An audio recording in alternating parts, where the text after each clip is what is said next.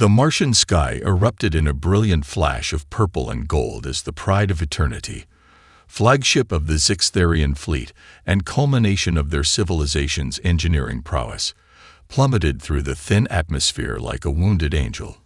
The massive vessel's crystalline hull scattered the sunlight into prismatic patterns across the red landscape, creating an almost beautiful display of impending disaster.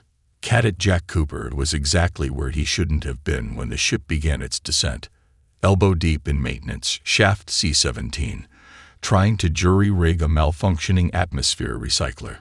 It wasn't part of his assigned duties, but the old recycler had been making weird noises all week, and he couldn't stand the thought of it failing during the night shift.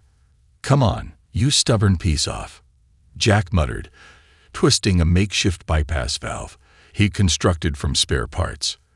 The recycler hummed to life, and he allowed himself a small grin. That's when the first tremor hit. The maintenance shaft shuddered violently, causing him to slam his head against a low-hanging pipe. Jack's emergency comm crackled to life with dozens of overlapping voices, all shouting about the massive alien vessel currently performing an unscheduled landing less than a kilometer from Mars Military Academy. All cadets report to emergency stations immediately. The Academy Eye's voice cut through the chaos. "This is not a drill. Repeat, this is not." A deafening roar drowned out the rest of the message as the Pride of Eternity scraped across the Martian surface, its 3-mile-long frame carving a trench deep enough to swallow small buildings. Jack pulled himself out of the maintenance shaft and sprinted to the nearest viewport, his heart pounding with equal parts terror and excitement. The ship was unlike anything he'd ever seen, despite years of studying xenoengineering. Its hull was comprised of seamlessly interconnected crystalline panels that seemed to pulse with internal energy. As it finally ground to a halt, Jack could see hairline fractures spreading across its surface like spider webs. "Holy shit," he whispered, pressing his hand against the reinforced plasteel window. His grandfather had been there for humanity's first contact with the Zixtherians 30 years ago. The old man never tired of telling stories about their incredible technology, how their ships were grown rather than built, how their engines defied human understanding of physics. But Grandpa Cooper had also taught Jack something else. "Son, fancy tech is still just tech. When something breaks, it's usually for a simple reason." The emergency comm crackled again. "All non-essential personnel are to remain in their quarters. Emergency response teams are en route. Do not attempt to approach the vessel under any circumstances." Jack watched as the first response teams rushed toward the crash site in their heavy-duty environmental suits. The Martian dust storm season was approaching, and already the wind was picking up, casting an eerie red haze around the fallen ship. That's when he noticed something odd about the energy patterns rippling through the vessel's hull. The fluctuations reminded him of something he'd seen before in his grandfather's garage back on Earth. The old fusion drive they'd restored together had displayed similar patterns when its containment field was misaligned. "No way," Jack muttered, grabbing his tablet and pulling up the sensor readings. The numbers confirmed his suspicion. The exotic energy signature everyone assumed was beyond human comprehension looked suspiciously like a standard fusion cascade failure. Before he could process this revelation, the ship's emergency hatches burst open in a shower of crystalline fragments. Tall, elegant figures emerged, their ceremonial robes billowing in the Martian wind. The Zixtherians moved with deliberate grace, their forearms raised in what appeared to be some kind of ritual pattern. Jack's comm unit automatically translated their broadcast. "Stand back, primitive ones. The Pride of Eternity requires the sacred rites of restoration. Your presence would only contaminate the holy procedures." Looking at his sensor readings, then back at the ship, Jack made a decision that would change the course of human-Zixtherian relations forever. "Sorry, Grandpa," he said, grabbing his maintenance kit. "I'm about to break every first contact protocol in the book." The Pride of Eternity's power core screamed like a wounded animal, its crystalline structures pulsing with increasingly erratic patterns of purple and gold. Emergency crews had established a perimeter, their radiation sensors wailing as exotic energy signatures filled the air. Through the swirling red dust of Mars, Jack could see the Zixtherian crew performing what looked like an elaborately choreographed dance around their ship. By the sacred geometries, the quantum harmonics must be restored. The lead engineer priest's translated voice boomed across the crash site. His forearms moved in precise, rhythmic patterns while acolytes scattered shimming crystals in complex formations around the ship's main breach. Jack crouched behind an emergency barricade, analyzing the energy readings on his tablet. The patterns were becoming more familiar by the second. "It's just like Grandpa's fusion drive," he muttered, "just with way more unnecessary parts." Cadet Cooper, Major Sarah Williams, his steno-engineering instructor, spotted him and stormed over. "This area is restricted to emergency personnel only. Return to your quarters immediately." A massive power surge from the ship interrupted her reprimand. The crystalline hull fragments scattered across the ground began to resonate, humming at a frequency that made Jack's teeth ache. His tablet's readings spiked into the red zone. "Ma'am," Jack said, holding up his tablet, "that ship's about to have a cascade failure. Their containment field is collapsing. Look at the radiation signature." Major Williams glanced at his readings, her eyes widening. "That's impossible. Zixtherian technology operates on principles we barely understand. Their ships are centuries beyond." "It's a fusion drive," Jack insisted. "An overcomplicated one, sure, but the basic principles are the same. And right now, it's doing exactly what my grandfather's old drive did before it nearly took out half of Montana." The engineer priest's chanting reached a fevered pitch. "The sacred rites are failing. The ancestors' wisdom eludes us." One of the younger Zixtherian acolytes collapsed, their ceremonial robes smoking slightly.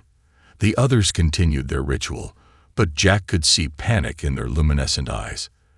Their movements were becoming desperate, less precise. "They don't understand their own technology," Jack realized aloud. "They're running through memorized maintenance rituals, but they don't know why they work. Or in this case, why they're not working." Major Williams keyed her comm unit. "Command, we need to evacuate the area, if Cadet Cooper's readings are correct." Another surge rocked the crash site. This time, the resonance shattered several of the scattered hull crystals. Jack's tablet screamed warnings about critical radiation levels. "We don't have time to evacuate," Jack said, checking his environmental suit's seals. "That core goes critical. It'll take out half the academy."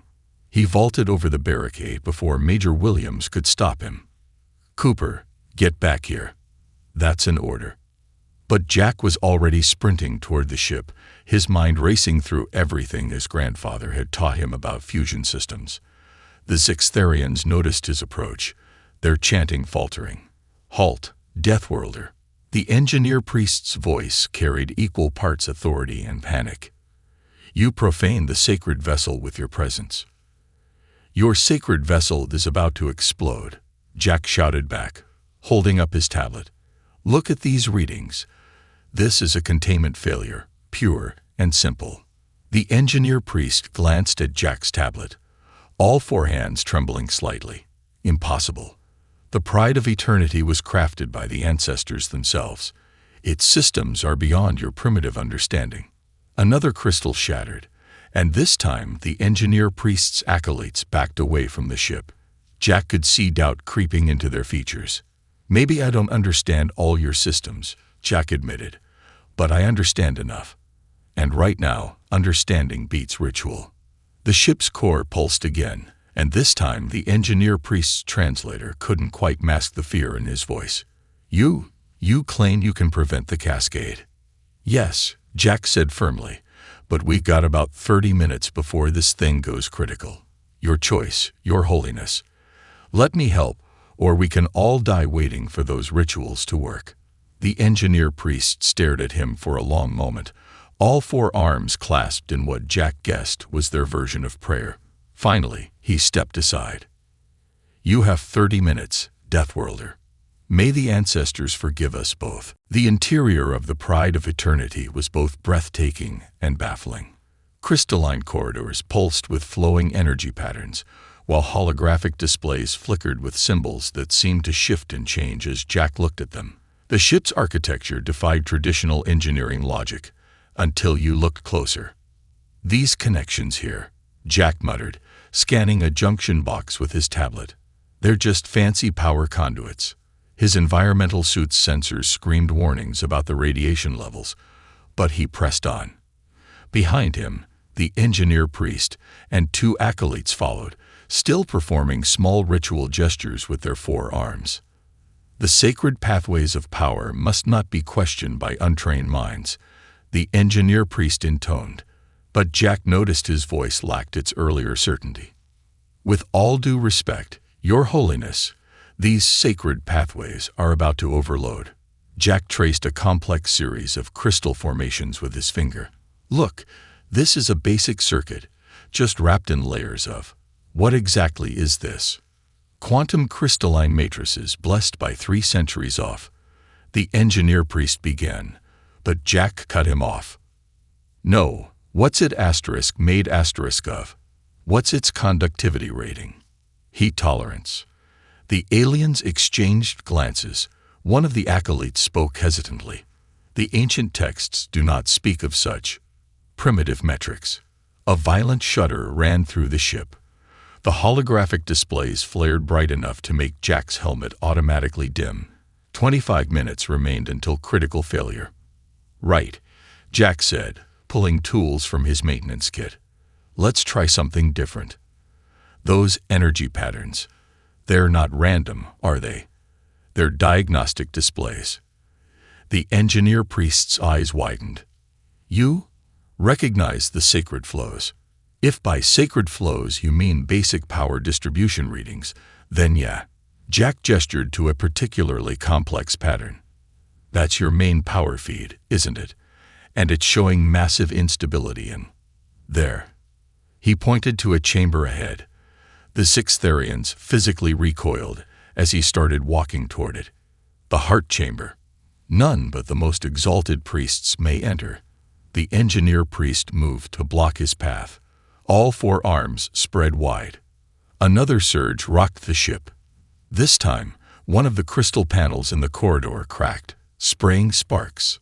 Your Holiness, Jack said, trying to keep his voice steady. That heart chamber is a fusion reactor core.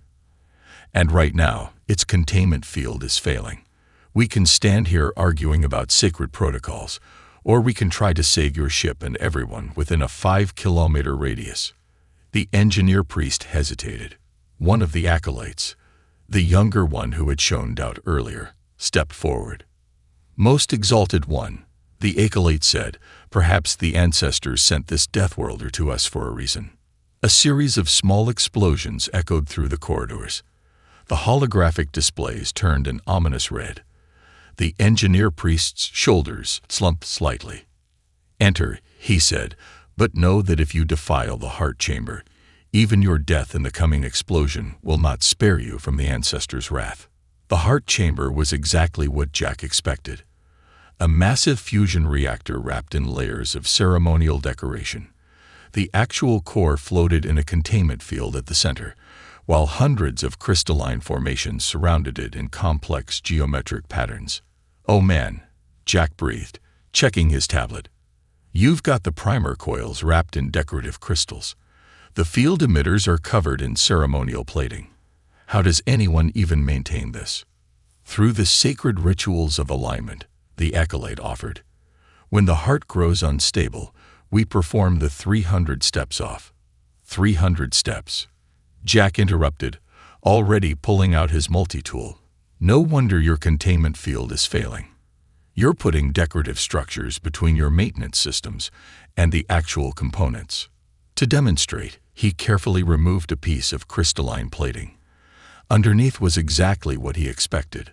A standard field emitter, barely different from the ones he'd helped his grandfather rebuild. The 6 Therians gasped in unified horror.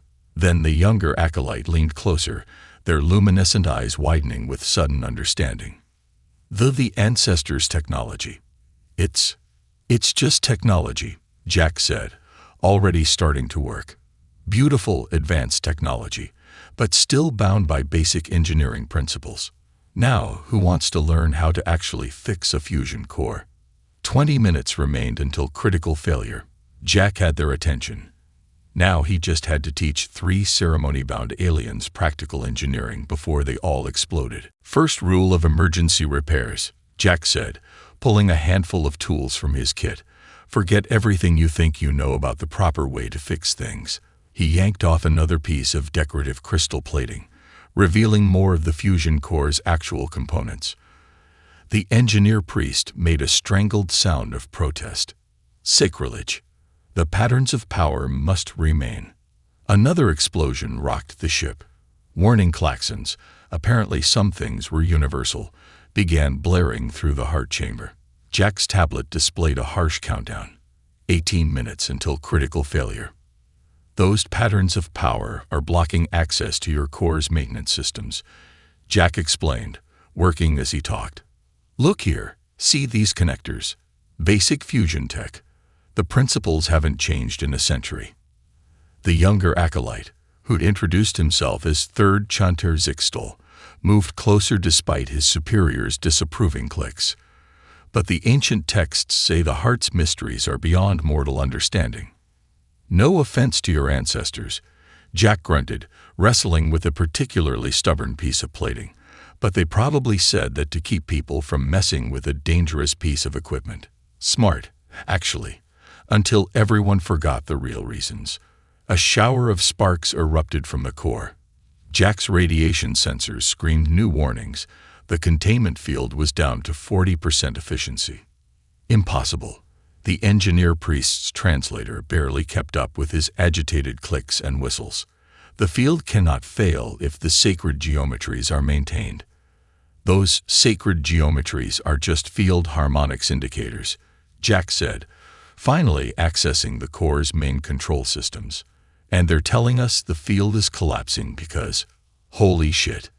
The actual problem, once he cleared away centuries of ceremonial modifications, was almost laughably simple. The primer coils had been slowly slipping out of alignment for decades, possibly centuries. The Zixtharians' ritual maintenance had been compensating without actually fixing the underlying issue. Quick physics lesson, Jack said, pulling out his calibration tools. Fusion containment fields need precise alignment. Your rituals probably started as actual maintenance procedures, but over time. 15 minutes until core breach, the ship's AI announced, its voice eerily calm. The engineer priest's luminescent eyes flashed with a mixture of fear and outrage. You speak of things you cannot understand, Deathworlder. Our ceremonies have maintained the pride of eternity for 3 centuries. Maintained, sure, Jack conceded, already starting to realign the first primer coil.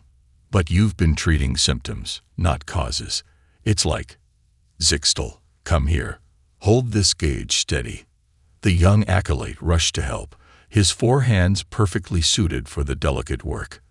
The engineer priest made another horrified sound. An unblooded acolyte, touching the sacred tools. Sacred tools that are basically just fancy magnetic calibrators, Jack corrected. Zixtal, see these readings. When they match on both sides, the coil is aligned. Simple as that. Understanding dawned in the acolyte's eyes. But the 300 steps of alignment probably started as a real repair manual, Jack said, moving to the next coil. But after a few generations of playing telephone with technical documents. Another explosion rocked the ship. This time, several decorative crystals shattered, raining shards across the chamber. Jack's suit registered minor damage, but held intact. 12 minutes until core breach. The engineer priest wrung all 4 hands in distress.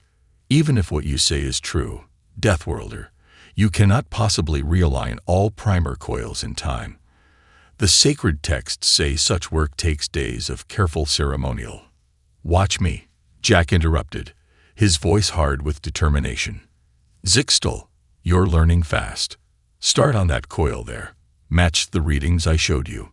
Your Holiness, you can either help us or watch your ship explode. Your choice. For a moment, the chamber was silent except for the whine of failing systems and the steady beep of Jack's radiation sensors. Then, slowly, the engineer priest moved forward. "Show me," he said quietly, all four hands steady for the first time since the crash. "Show me what my ancestors truly built."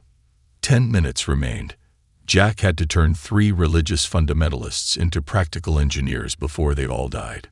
No pressure. "Check that reading again," Jack shouted over the increasing whine of the fusion core. "What's the harmonic variance?" Zixtal's 4 hands danced across the calibration tools with growing confidence. 0.37 and rising. The third sacred harmonic, the third primer coil, is still out of alignment. 8 minutes until core breach, and they'd managed to realign 5 of the 12 primer coils. Sweat dripped down Jack's face inside his environment suit. The radiation levels were climbing steadily, and even the Zixtherian's naturally resistant biology was showing signs of strain. "Your Holiness," Jack called to the engineer priest, who was struggling with his own coil. "Forget the blessing gestures. You don't need to wave your arms in patterns. Just focus on matching the readings." Another explosion rocked the ship. This time, a large section of decorative plating crashed down, nearly crushing them. Jack's suit integrity dropped to 82%. 7 minutes until core breach. The engineer priest's hands trembled as he worked. But the sacred texts say the blessed motions must accompany all interactions with the heart, lest we. "Your sacred texts started as technical manuals," Jack interrupted, diving into the gap left by the fallen plating. "Those gestures probably started as safety protocols. Like this, see how I'm keeping my hands away from the power conduits. That's not ceremony. That's common sense." A sudden spark caught Jack's sleeve, singing his suit, but underneath the damaged plating, he found exactly what he'd hoped for. The master control junction, buried under centuries of ceremonial additions. "Holy Zixtal, your ancestors were geniuses, but not the way you think. Look at this." The young acolyte peered into the gap, his luminescent eyes widening. "But that's just a standard control board," Jack finished, already pulling tools from his kit. "Advanced, yeah, but the principles are the same as any fusion plant. Your ancestors built something amazing, then made it look mysterious to keep people from messing it up." 5 minutes until core breach. The engineer priest abandoned his coil and rushed over. "Impossible. The heart's mysteries are beyond mortal understanding.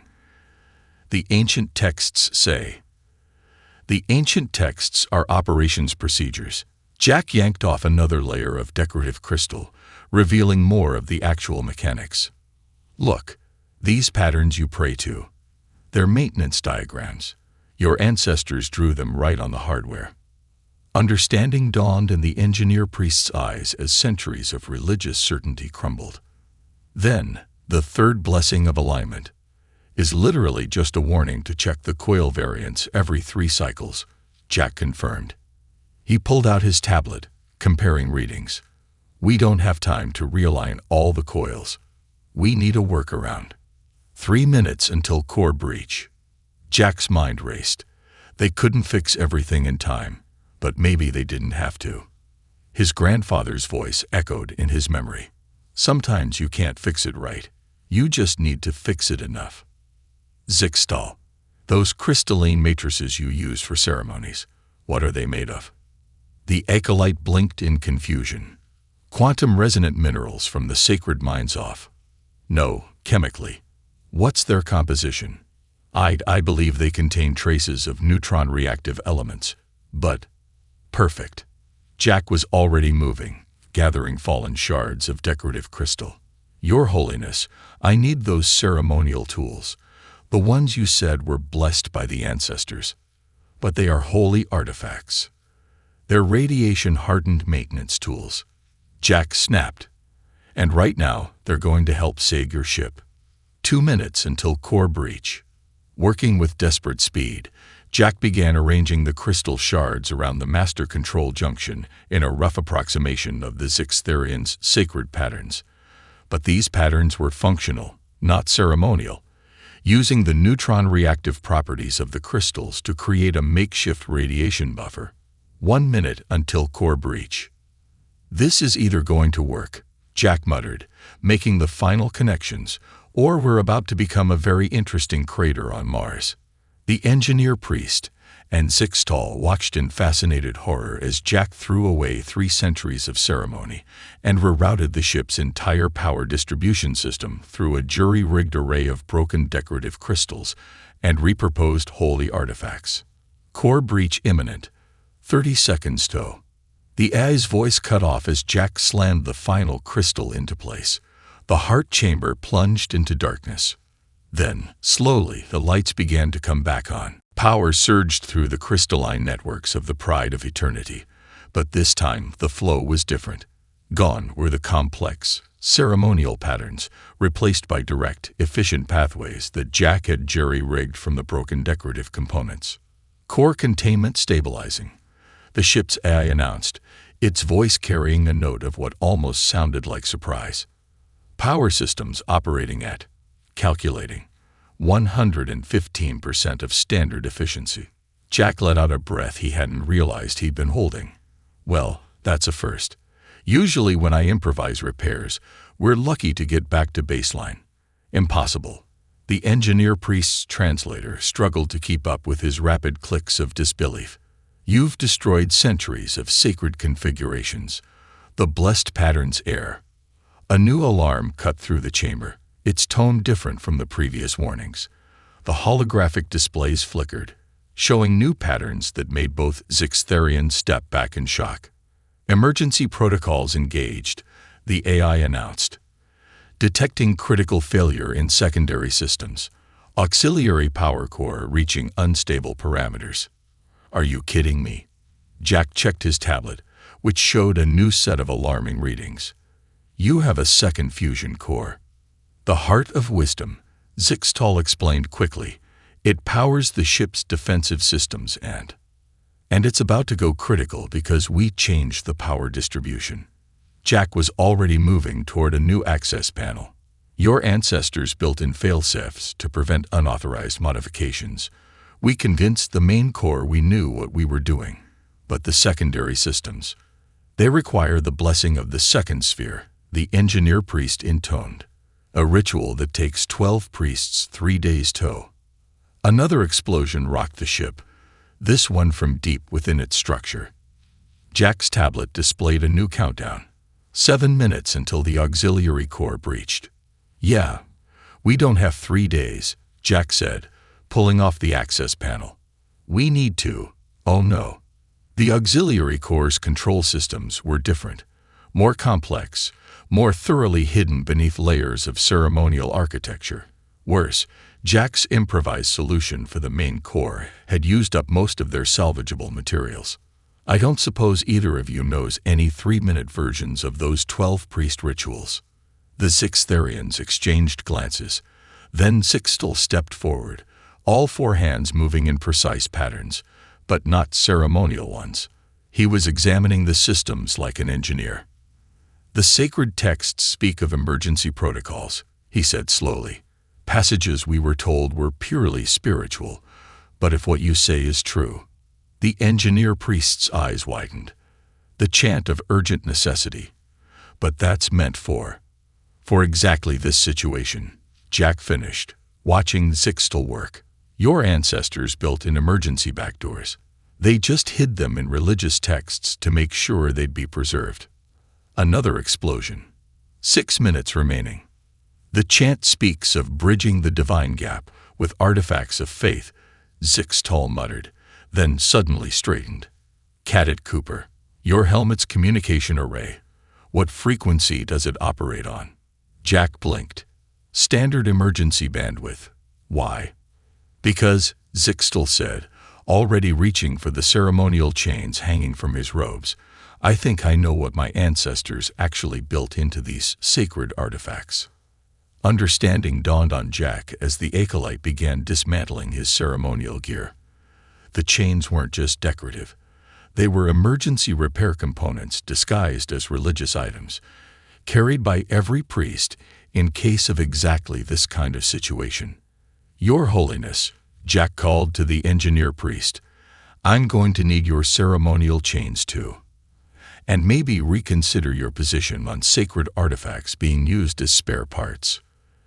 The engineer priest looked at his chains, then at the failing systems around them, then back at his chains. 3 centuries of tradition warred with immediate survival.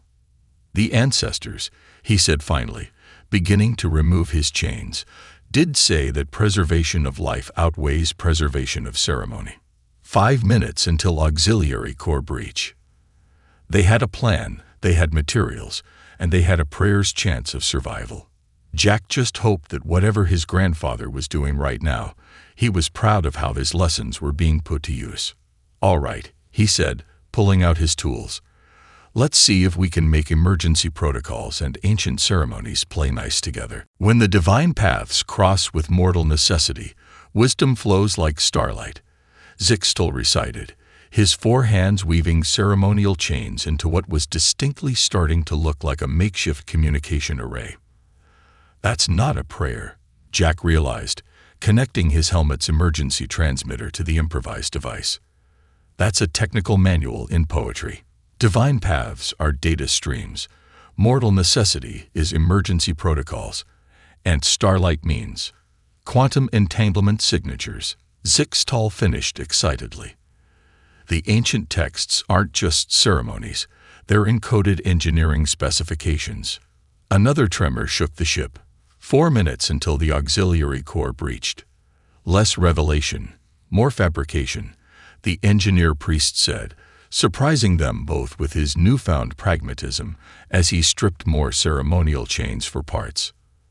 "Though I admit interpreting the sacred texts as maintenance manuals does explain why the 3rd hymn of power includes a warning about proper radiation shielding." Jack's tablet chirped, showing quantum harmonics starting to align through their jury-rigged system. "It's working. The auxiliary core is accepting the emergency override. But," he frowned at the readings, "we're still missing something. The containment field won't stabilize.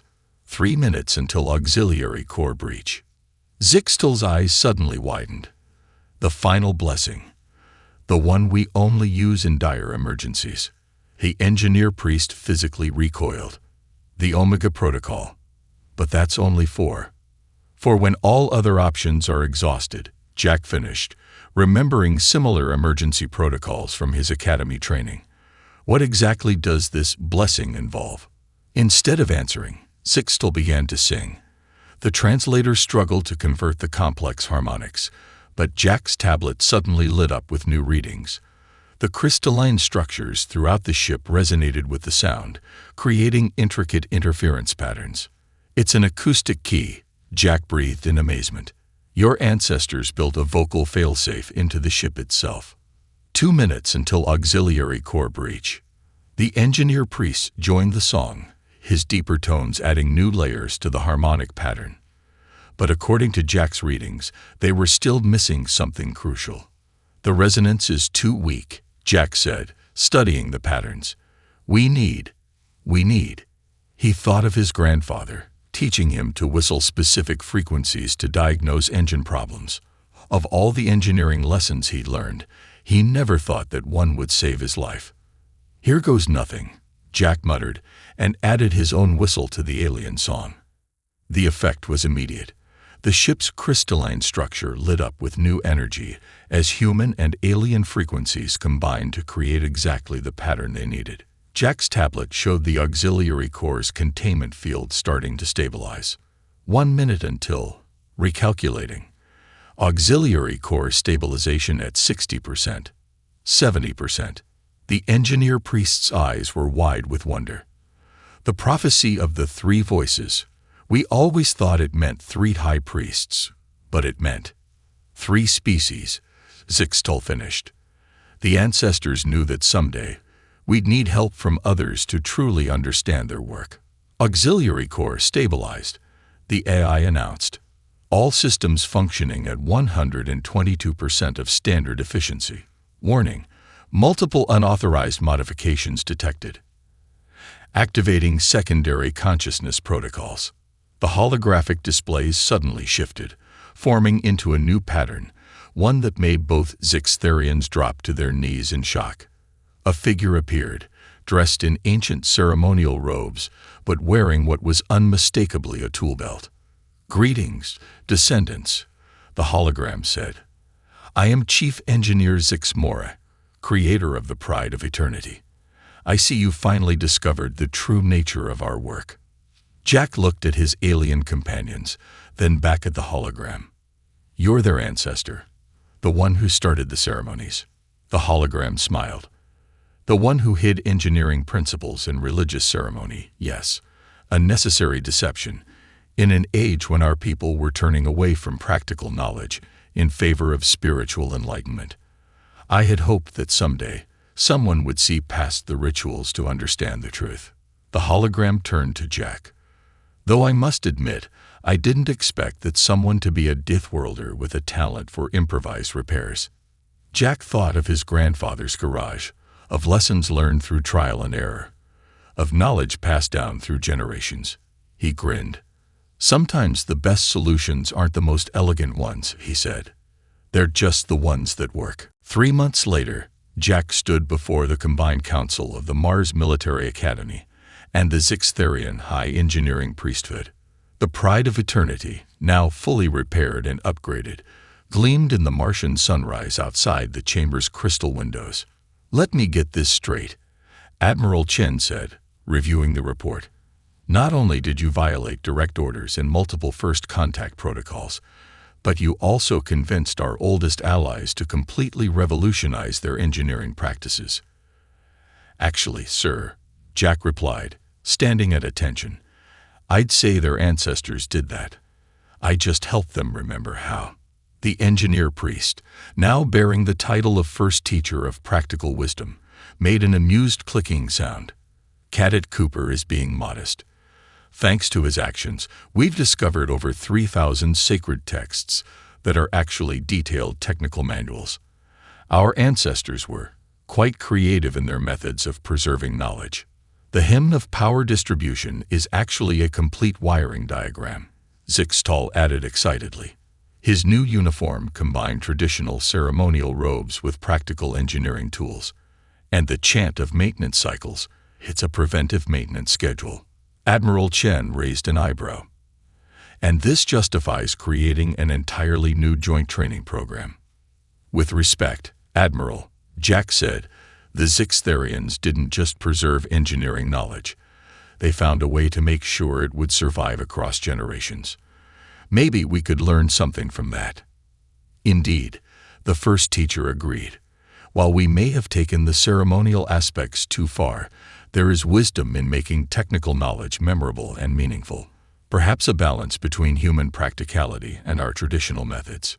The Admiral looked out at the Pride of Eternity, its crystalline hull now humming with efficiently regulated power.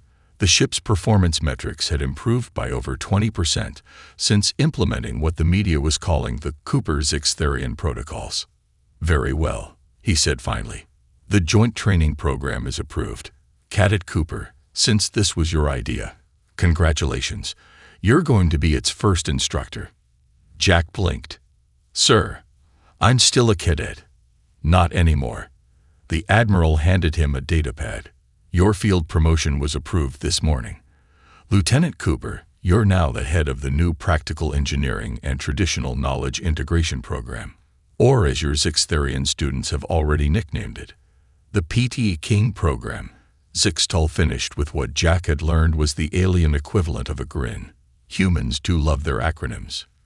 Later, standing in the heart chamber of the Pride of Eternity, Jack watched his first class of mixed human and Zixtherian students examine the now exposed fusion core. The ceremonial decorations remained, but now they served as teaching aids rather than obstacles. "Remember," he told the class, "every tradition started with a practical purpose. Your job isn't to ignore the old ways or the new. It's to understand both and know when to use each. He demonstrated by running a standard diagnostic sequence while reciting one of the ancient Sixtherian engineering poems.